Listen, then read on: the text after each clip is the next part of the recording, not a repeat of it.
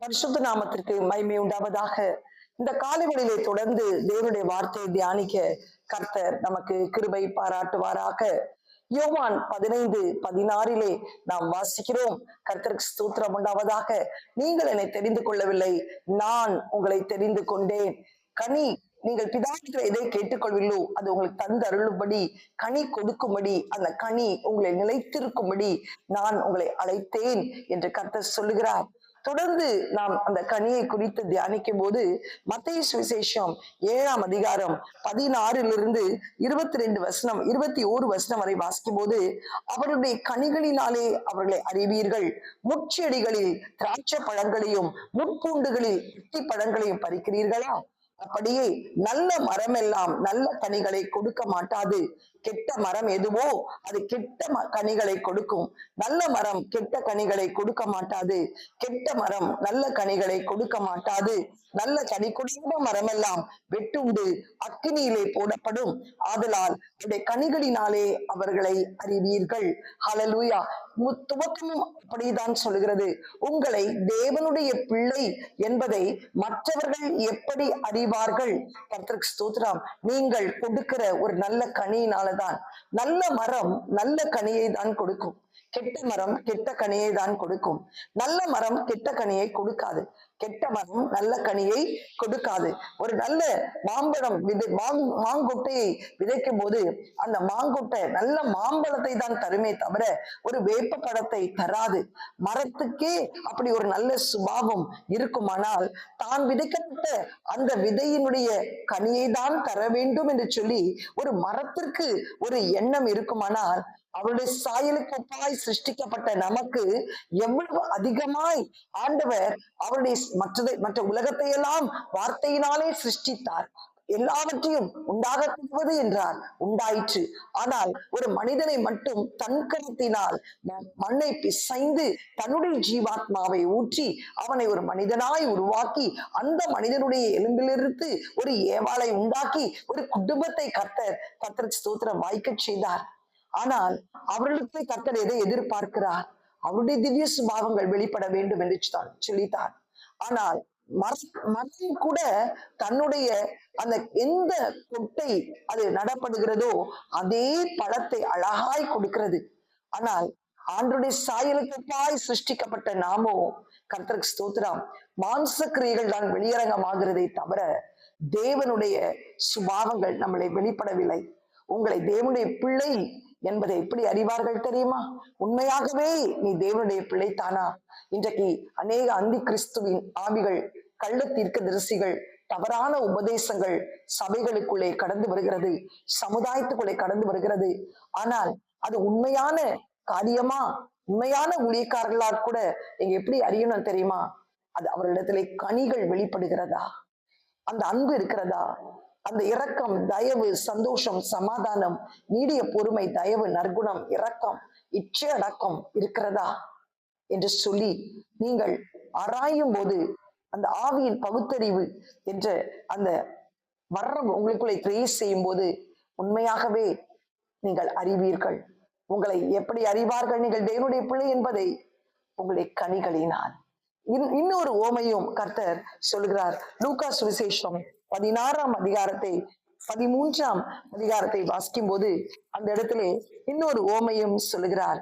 அப்பொழுது 8ஆம் வசனத்திலிருந்து 6ஆம் வசனத்திலிருந்து வாசிப்போம். அப்பொழுது அவர் ஓமையை சொன்னார்.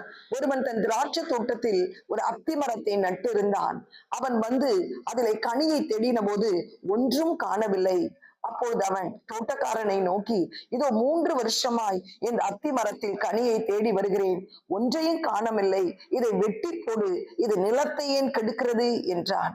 அதற்கு அவன், ஐயோ, இது இந்த வருஷம் இருக்கட்டும், நான் இதை சுற்றிலும் கொத்தி எரி போடுகிறேன், கனி கொடுத்தால் சரி, கொடாவிட்டால் இனிமேல் இதை வெட்டி போடலாம் என்று சொன்னான். இன்னொரு ஓமை, ஆண்டவர் கனியை தேடுகிறார், ஆனால் கனி இல்லை, இலைகள் செழித்திருக்கிறது. உடனே ஆண்டவர் தோட்டக்காரனை பார்த்து, இது நிலத்தை கெடுக்கிறதா இருக்கிறது, ஆதலால் இதை வெட்டி போடு என்று சொல்லுகிறான். ஆனால் தோட்டக்காரன் சொல்லுகிறான், ஐயா, எனக்கு 1 வருஷம் தமனை கொடுங்கள், எப்படியாவது இதை கொத்தி களையை எடுத்து நான் நீர் பாய்ச்சி இதை கனி கொடுக்கும்படி செய்கிறேன், அப்படி கனி கொடாவிட்டால் இதை வெட்டி போடலாம் என்று சொல்லுகிறார். சில வேளையிலே நம்முடைய சாட்சியே, கர்த்தருக்கு ஸ்தோத்திரம், அநேகர் கர்த்தருக்குள் வருவதற்கு இடரலா இருக்கிறது. இன்னும் ஆண்டவரை கிட்டி சேர்வதற்கு இடரலா இருக்கிறது. நாமே நிலத்தை கெடுக்கிறவர்களாய் காணப்படுகிறோம். ஆனால் ஆண்டவர் ஒவ்வொரு வருஷமும் இது கனி கொடுக்காதா, கனி கொடுக்காதா, கனி கொடுக்காதா என்று சொல்லி நம்மை எப்படியாவது அவருடைய பரிசுத்தாவின் அபிஷேகத்தை ஊற்றி நம்மளை பூரணப்பட நினைக்கிறார். ஆனால் அந்த கனி கொடாமல் நாமும் நிலத்தை கெடுக்கிறோம், மற்றவர்களும் ஆண்டுக்குள் வராமல் இருக்க இடரலா இருக்கிறோம். எங்களுடைய ஆதி ஊழியத்திலே இருந்து நாங்கள் வெள்ளிக்கிழமை ஜெபம் நடத்துவோம். வெள்ளிக்கிழமை 1990 இருந்து இந்த வெள்ளிக்கிழமை ஜெபம் நடக்கிறது. கர்த்தருக்கு ஸ்தோத்திரம் உண்டாவதாக. இந்த வெள்ளிக்கிழமை ஜெபம் மிக முக்கியமான ஒரு ஜெபம். பெண்களாய் சேர்ந்து பெற்றோர்கள் குடும்பத்துக்காகவும் வாலிப பிள்ளைகளுக்காய் சிறு பிள்ளைகளுக்காய் பாரப்பட்டு ஜெபிப்போம். ஆதி நாட்களிலே ஒரு விசுவாசி இந்த ஜெபத்திற்கு விடாமல் வருவார்கள். வந்து சரியான நேரத்திலே வந்து உட்கார்ந்து தன் கணவருடைய ரட்சிப்புக்காக ஜெபிப்பார்கள். ரட்சியும் ஆண்டவரே, ரட்சியும் ஆண்டவரே, ரட்சியும் ஆண்டவரே. நாங்கள் பல காரியங்களுக்கு ஜெபித்தாலும் அதில் ஒருமனப்பட மாட்டார்கள். எப்பவும் இந்த ஒரு வார்த்தையை தான் அந்த 3 மணி நேரமும் அவர்கள் பாட்டு தனிமையிலே ஜெபித்துக் கொண்டிருப்பார்கள். ஒரு நாள் அவர்கள் வீட்டுக்கு விசிட்டிங் கடந்து போகும்போது பாஸ்டரும் நானும் அப்பொழுது அந்த சகோதரனை பார்த்து சொன்னேன், இவர்கள் ஓயாமல் உங்களுக்காக ஜெபித்துக் கொண்டிருக்கிறார்களே, நீங்கள் ஏன் ஆலயத்துக்கு வரக்கூடாது என்று சொல்லும்போது அவர் சொன்ன ஒரு சாட்சி, நான் ஆலயத்துக்கு வராததற்கு காரணமே என் மனைவிதான் என்று சொன்னார். உங்கள் மனைவியா? அவர்கள் எவ்வளவு அழகாய் ஆராதிக்கிறார்கள், நல்ல பாடுவார்கள், நல்ல வசனத்தை மற்றவர்களுக்கு சொல்லுவார்கள், சாட்சி சொல்லுவார்கள். நீங்கள் அவர்களால் ஆலயத்துக்கு வரவில்லை என்று சொல்லுகிறீர்களே சொல்லும் போது அவர் சொன்னார், she is an angel in the church but she is a devil in the kitchen என்று சொல்லிட்டார். எனக்கு அந்த பிள்ளைகள் உடனே சொல்லிச்சு, my mother is oscillating between Satan and angel. எங்க அம்மாவால தேவதூதனாவும் இருக்க முடியல, பிசாசாவும் இருக்க முடியல, இரண்டுக்கு நடுவுல ஊஞ்சல் ஆடிக்கொண்டிருக்கிறார்கள் என்று சொல்லி அந்த சாட்சி எனக்கு மிகவும் வேதனையா இருந்தது, என் உள்ளத்தை உடைத்தது. அடுத்த வெள்ளிக்கிழமை அவர்கள் வரும்போது எப்பவும் என்னிடத்துல ஜெபித்து கடந்து போவார்கள். ஜெபிக்க வரும்போது அவர்களை தனியே அழைத்து கொண்டு போய் எல்லாவற்றையும் அவர்களுக்கு சொல்லி, நீங்க கோபப்படக்கூடாது, கெட்ட வார்த்தை பேசக்கூடாது, எரிச்சல் அடையக்கூடாது என்று சொல்லி அவர்களுக்கு அறிவுரைகளை சொன்னேன். அன்றைக்கு வெள்ளிக்கிழமை காலையிலே அவருடைய கணவர் வீட்டில் இருந்தது நிமித்தம் அவங்க வீட்டுல ஒரு பெரிய மீன் தொட்டி இருக்கும். அந்த மீன் தொட்டியை சுத்தம் செய்ய சொல்லிவிட்டு இவர்கள் ஆலயத்திற்கு வந்திருக்கிறார்கள். ஆனால் அந்த ஐயா என்ன செய்தார், அந்த தொட்டி எடுத்த போது அது கீழே விழுந்து உடைந்து விட்டது. டைமை பார்த்தார், 1 மணி. மனைவி வரப்போகிறாள். இந்தோ பாகிஸ்தான் யுத்தம் தான் நடக்க போகிறது. எதை கையில் எடுப்பாலோ தெரியவில்லை. மீனெல்லாம் துள்ளுகிறது, கிளாஸ் பீஸ் செதறி இருக்கிறது.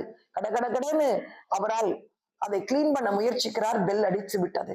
மனைவி உள்ளே நுழைகிறார். கதவுக்கு பின்னால் ஒளிந்து கொண்டார். இது அவர் சொன்ன சாட்சி. மனைவி வந்து கர்த்தருக்கு ஸ்தோத்திரம் ஒரு வார்த்தை பேசவில்லையா. விளக்கமாற எடுத்து தூத்தி துடைத்து துள்ளுகிற மீனெல்லாம் வாளியிலே போட்டு கிளீன் பண்ணிட்டு சாப்பிடவாங்கன்னு கூப்பிட்டாங்களாம். இவருக்கு ஒரே பயம், என்ன டைனிங் டேபிள்ல எல்லாரும் முன்னாடி ஏதாவது கக்கிடுவாளோ என்று பயந்து சாப்பிட்டார். ஒரு வார்த்தை பேசவில்லை. ஒருவேளை நைட் ஒட்டு மொத்தமாய் பெட்ரூம்ல வைத்துக் கொள்வாளோ என்று பயந்தாராம். ஆனால் பெட்ரூம்லயும் ஒன்றும் பேசவில்லை. ஏன் உடைத்தீர்கள், எப்படி உடைத்தீர்கள், யார் உடைத்தீர்கள், ஒன்றும் கேட்கவில்லை. அமைதியா இருந்தார். You won't believe, next Sunday he was in the church. இன்றைக்கு அந்த குடும்பம் ஒரு சாட்சியா இருக்க கர்த்தர் கிருபை பாராட்டினார். அது வரைக்கும் யார் அந்த நிலத்தை கெடுத்தது? நம்முடைய முரட்டாட்டமான ஒரு வாழ்க்கை, போலியான ஒரு வாழ்க்கை, மாயமான ஒரு வாழ்க்கை தான். இன்றைக்கு அப்படி கர்த்தர் விரும்பவில்லை. நாம் நிலத்தை கெடுக்கிறவர்களா இருக்கக்கூடாது.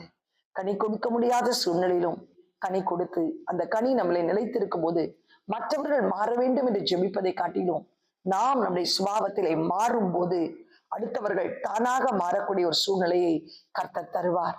இன்றைக்கு எதனால் உங்களை ஆண்டவருடைய பிள்ளை என்பதை அறிவார்கள்?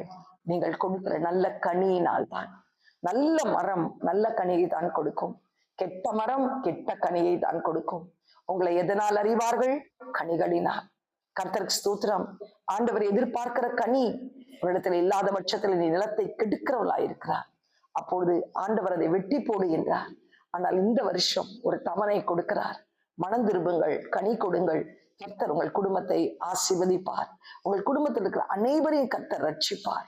இன்றைக்கு ரட்சிப்புக்கு தடையா இருப்பது என்ன தெரியுமா? உன்னுடைய கனியற்ற ஒரு வாழ்க்கை தான். ஆண்டவர் உன்னை இந்த வேளையிலே கூட உன்னை சுத்தம் செய்யும்படி கடந்து வந்திருக்கிறார். உன்னை ஒப்புக்கொடு. நீ மாறும்போது உன் குடும்பத்தில் அனைவரும் மாறி தேவனுக்குள் கடந்து வர கர்த்தர் கிருபை செய்வார். கண்களை மூடி ஜெபிப்போமா? எங்களை அதிகமாய் நேசிக்கிற நல்ல தகப்பனே, இந்த காலை வேளையிலே கூட கர்த்தாவே கனி கொடுக்கும்படி, அந்த கனி நிலைத்திருக்கும்படி எங்களை நீர் தெரிந்து கொண்டீரப்பா. ஆண்டவரே கர்த்தாவே, எதனால் உங்களை அறிவீர்கள்? நீங்கள் கொடுக்கிற கனிகளினால் என்று சொல்லி நாங்கள் வாசிக்கிறோமே. ஆண்டவரே, கனியற்ற ஒரு வாழ்க்கை நாங்கள் வாழாதபடி, ஒரு மரம் கூட கர்த்தாவே எந்த விதையை விதைக்கிறோமோ அந்த பழத்தை அழகாய் கொடுக்கிறது. ஒரு மாங்கொட்டையை விதைக்கும் போது அது ஒரு ஆப்பிள் பழத்தை கொடுப்பதில்லை, ஒரு அன்னாசி பழத்தை கொடுப்பதில்லை, அது மாம்பழத்தையே கொடுக்கிறது. அப்பா, உம்முடைய சாயலை சிருஷ்டிக்கப்பட்ட நாங்கள் ஆண்டவரே இன்றைக்கு பல வேஷங்களாக நாங்கள் திரிந்து கொண்டிருக்கிறோமப்பா. இந்த வேளையிலே எங்களை ஆண்டவரே உம்முடைய சாயலுக்கு ஒப்பாய் ஒரு மறுரூபத்தின் அனுபவத்தை அடையத்தக்கதாக உடைய விலையேறப்பெற்ற அபிஷேகத்தை நாங்கள் உதாசீனப்படுத்தாதபடி, மீட்கப்படும் நாளுக்கென்று பெற்ற பரிசுத்த ஆவியானவரை நாங்கள் துக்கப்படுத்தாதபடிக்கு ராஜா ஆண்டவரே உமக்கு உகந்த கனிகளை கொடுக்க ஆண்டவரே, அதனால் நாங்கள் தேவனுடைய பிள்ளை என்பதை சாட்சி பெற கர்த்தர் கிருபை செய்க ராஜா. நாங்கள் நிலத்தை கெடுக்கிறவர்களா இருக்கக்கூடாதப்பா. இன்றைக்கு எங்கள் வீட்டிலே அநேகர் ரட்சிக்க முடியவில்லையே என்று சொல்லி நாங்கள் வேதனைப்படுகிறோம், செபிக்கிறோம். ஆனால் எங்கள் வாழ்க்கையில் ஒரு மாற்றம் இல்லையே ஆண்டவரே, எங்கள் குடும்பத்திலே ஒரு மாற்றம் இல்லையே. இன்றைக்கு அந்த மாற்றம் உண்டாக நாங்கள் அதற்கு மாற ஆண்டவரே எங்களை முதன்மையாக உம்முடைய பாதத்திலே சமர்ப்பிக்கிறோம். உம்முடைய கிருபையினாலும் நன்மையினாலும் எங்களை முடிசூட்டுவீராக. இயேசுவின் மூலம் நல்ல பிதாவே, ஆமென். God bless you. Have a blessed day. Amen.